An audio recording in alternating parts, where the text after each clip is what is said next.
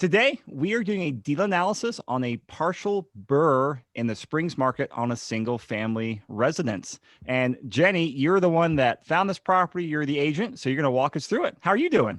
I'm doing great. How about yourself, Chris? Oh, I'm doing wonderful. I'm really excited to see these numbers since BRRRRs, and in this case, even partial BRRRRs, are kind of in the realm of, unicorns and rainbows for a lot of properties out here in the Front Range right now. So I'm really curious to see the numbers on here.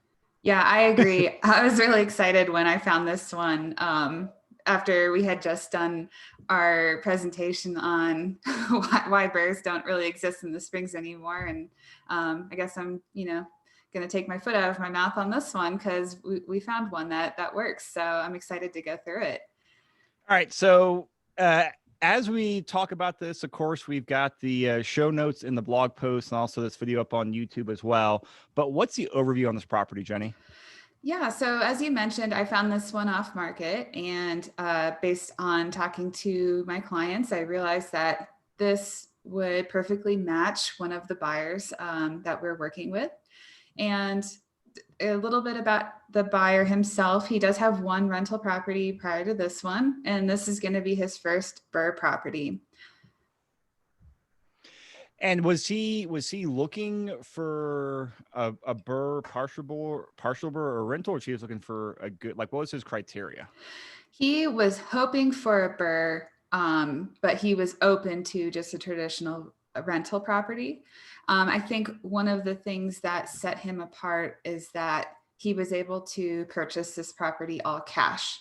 And as we'll get into, the seller was looking for someone who could act very quick, in which this buyer was able to. So that was kind of his competitive advantage for this one.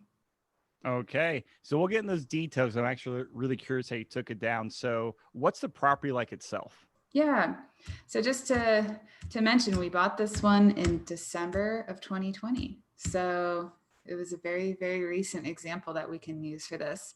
So it's a single family home, 3 beds, 1 bath.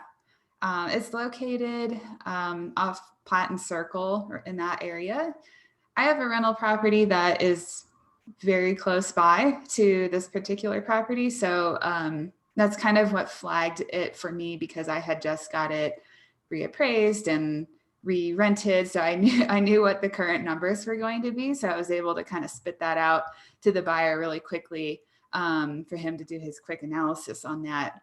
But the property was listed at $211,000, and he purchased it for $211,000. And some of the features that we liked about this property is there's room for equity, an equity play on that. And we'll kind of get into the ARV in a little bit. But the property itself, it was in good condition. It does need some systems work, like electric, furnace, water heater. Those could all, the furnace and the water heater can get replaced, over the next year or so, probably before they completely stop working. And then there are some electric things that the buyer's going to have to do sooner rather than later. Like anything major or? No, it was just a couple handyman wiring situations going on that he'll want to get an electrician to go in just to make sure it's extra safe for the tenant. But nothing, Gotcha. Okay. nothing major. Yeah. And then it's currently rented with a long-term tenant in there who does intend to stay. So the buyer's going to work with him to push rents up a little bit while he, simultaneously improves the property. And we kind of recognize this as the buyer's first BRRRR property. And something that he and I discussed pretty in detail during this whole process was there is equity room in this property. It's not a home run, that's for sure. And I think we both recognize that, but this is a really good deal in this market, in this location. And kind of what I explained to him is, even if you were to take this down and mess up a little bit along the process while you're learning the process of a BRRRR and while you're learning how to renovate these rental properties, you're still going to come out on top. You're still going to actually have equity built into the property unless you majorly make the wrong choices, I guess. But I just can't see that happening in this case. So kind of looking at it from a learning angle was really appealing to him as well. And that's a really good attitude to go in there with it is, is especially if you're newer, is going in there and realize, hey, you're going to pay your dues. You're going to make your mistakes. You have to put your time in. And I often relate things because this was my mindset when I was in college as I was getting into entrepreneurship and learning about investing. I was like, hey, I'm going to college for in reality, 4.5 years. So it took me to graduate college. And I said, hey, I'm spending money for 4 years before I make a dime for my degree. I got to take that same mindset as I learn business and investing. I got to pay my dues, time and money in to get it out. Obviously, we all want to be at we want the best education as short as possible for the least amount of money.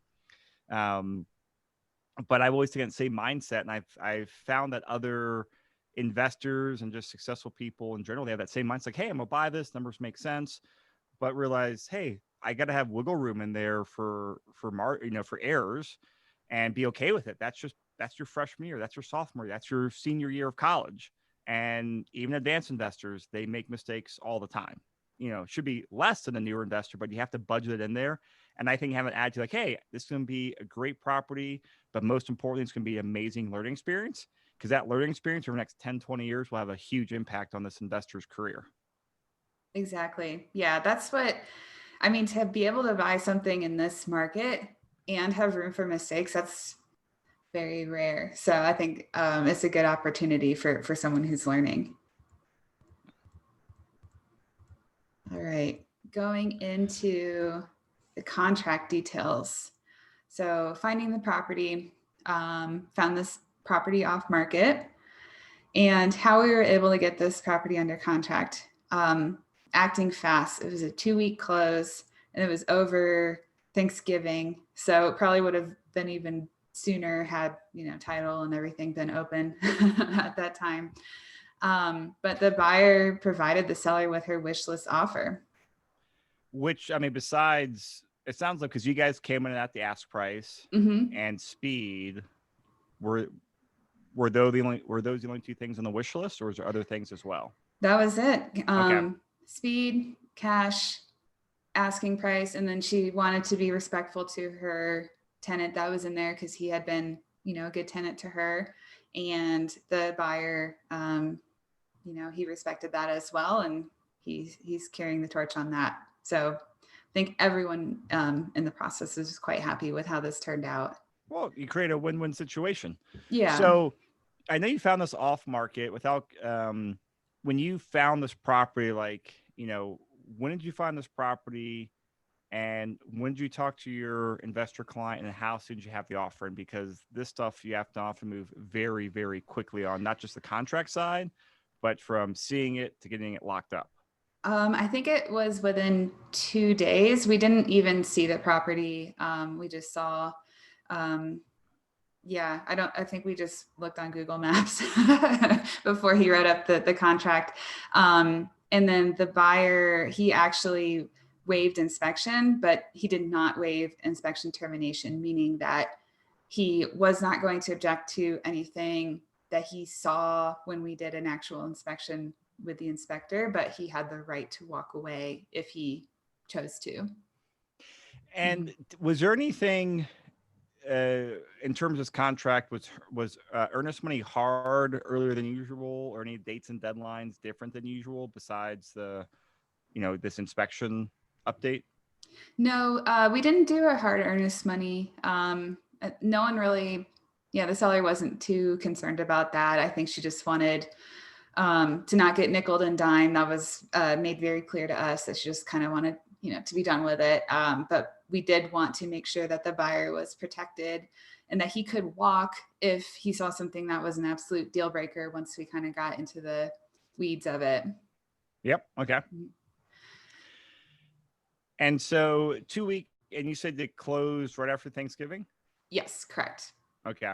All right. So 2-week close here, came in cash and the inspection. It sounded like earlier in the earlier discussion that nothing major popped up, just some, handyman stuff and to be expected stuff. Exactly. Yeah. Nothing too scary. Yeah. So just kind of going through the financing piece of it, how the buyer acquired the property.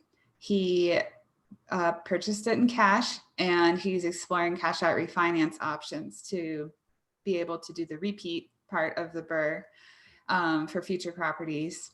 And as a result, there's no appraisal, no PMI, no interest rate on that. But going into seller concessions, we did get $1,000 back via seller concession to the buyer because apparently there was confusion as to who owned which appliances in the property. And it was kind of a lot of back and forth with that between the seller thinking that she might have owned some. And then once we were there for the inspection, the tenant mentioning that he owned it. So the seller assumed that the tenant was correct in their assumption as to which appliances were whose. So the buyer felt $1,000 was a good concession amount, so that once the tenant moves out, he can replenish the appliances. Yep. Makes sense. Yep. All right. And so we're going to dive into the takeout financing here in a minute. So I know you got a recap here. I got a bunch of questions I was holding on to for this part, Jenny. So okay. Recap it. I'm going to I'm just going to start fire hosing you questions. Okay. I'm ready. All right. All right. So to make sure I got this right. So 2-week close purchases for $211,000 cash. Mm-hmm. Plus about $2,000 in closing cost. Estimated rehab is $25,000. What Correct. is that rehab for, and what is the timeline of it? So in terms of the timeline, that is a great question. I'm not sure what the buyer intends to do in terms of the speediness of that. So in terms of the major items that need to be fixed, the furnace, the water heater, those are going to need to be replaced sooner rather than later. There's some electric work that needs to be replaced, but otherwise it's really just kind of cosmetic type items: floor, paint, windows, trim work around the windows on the exterior of the home, really just a good power washing of the home, if I remember correctly. But everything else was honestly in pretty good shape. The kitchen was updated. The bathroom could probably use a little bit of updating, but I can't imagine that would cost too much because it's a pretty small bathroom. So in terms of the timeline that the buyer intends on doing this, I'm not really sure what he's expecting. I would say with a tenant in place, I would probably budget for several months. It all depends on the buyer's ability to, the tenant's ability to kind of maneuver around some of the rehab work and all that good stuff. But I've rehabbed a property with a tenant in place, and as long as they're kind of amenable to it, you can get it done. Okay, so Yeah. the tenant's going to remain in the property during the rehab. Mm-hmm. Okay, and then what's the rent situation like? Yeah, so this is, I think, what scared a lot of people off at first, is that it's rented at $1,050 per month, which is extremely under market value, especially in this area of a house that size. As I mentioned, I have a property that's identical in attributes to this particular property. Mine is updated, but we are renting it at $1,450 a month. So that's kind of what I told the buyer as a good benchmark when he's running his numbers. I think that's probably a good figure to work with. So because the tenant residing in there is a really great tenant, the buyer wants to work with him to keep him there. So I think he's going to roll out a incremental rent increase plan with him and see, kind of work with the buyer to see what is a good balance as to what the timing of when he can start increasing the rent, what the buyer can, or what the tenant can afford, those sorts of conversations. And excuse me, Do you know, is he going to get it up to market rent at 1450 with a tenant, or do you think there might be some wiggle room there since the tenant's legacy and living through a remodel? I think he's going to probably do the latter Okay. option. Yeah.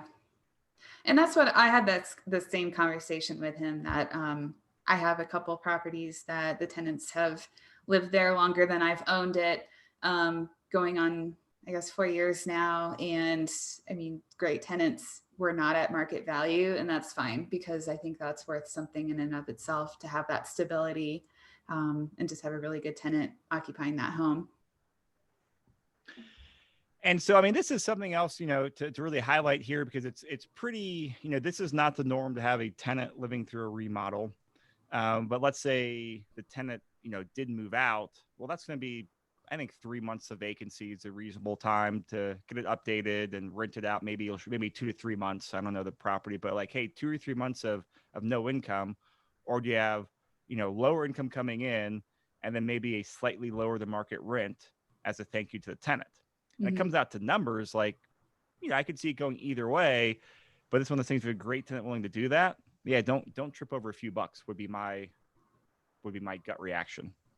I agree. Yeah. Yeah. I mean, we see our tenants as partners with us. We want them to be happy. And if we have something that we're thinking about doing, we'll talk to them about it and see if that's something that they're amenable to. Within reason. If it's a cosmetic thing, if it's if it's something that needs to be done, that's a different story. But yeah, I mean, I think that having open communication about that is probably the best key of making sure that everyone's on the same page.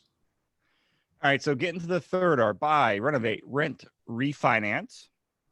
You got the estimated ARV after repair value is at 265. The new loan at 75%, which is 75% of the new value of 265 is a 199 loan balance, not including closing cost. So I know you said this is a partial BRRRR. How do the numbers shake out? How much money is he leaving into the property? Yeah, so just kind of running through what we've talked about. So if we're talking 238,000 is our all in. And that's the purchase price plus closing costs plus rehab. 211 plus 2,000 plus 25,000. That's correct.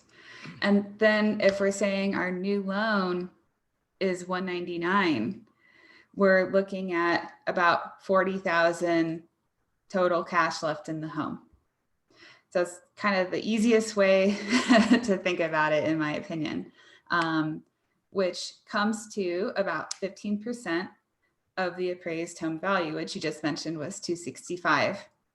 However, I think the important thing to highlight is that's 15% of the appraised home value, considering the amount of cash left in the property, but you have 25% equity in the home.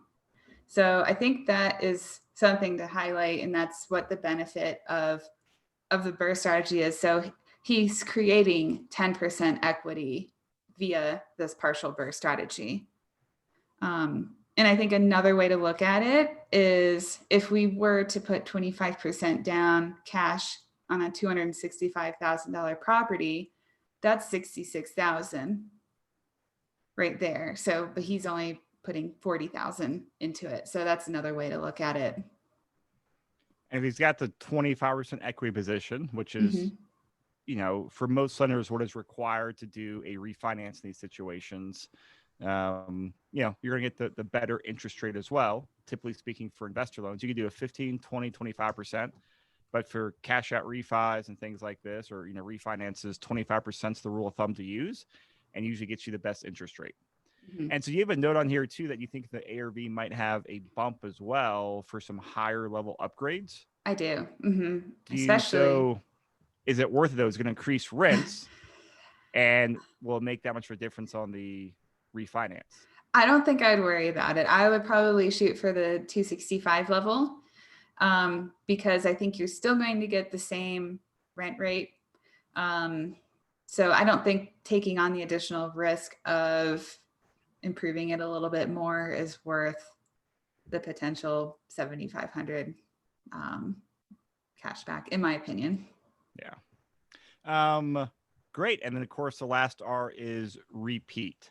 So do you know where the acquisition cash came for this property? Is this just cash, HELOC, hard money? Do you know what the source of the funds are? I don't. I didn't Okay. ask. Mm-mm. Because that's always something that, we did not talk about, we didn't talk about carrying costs, which for BRRRRs are typically, you don't have a tenant in there. So usually you're paying just, utilities and insurance. And then a lot of times your biggest carrying cost is your interest payment, which a lot of times is a hard money lender or private money lender, private money.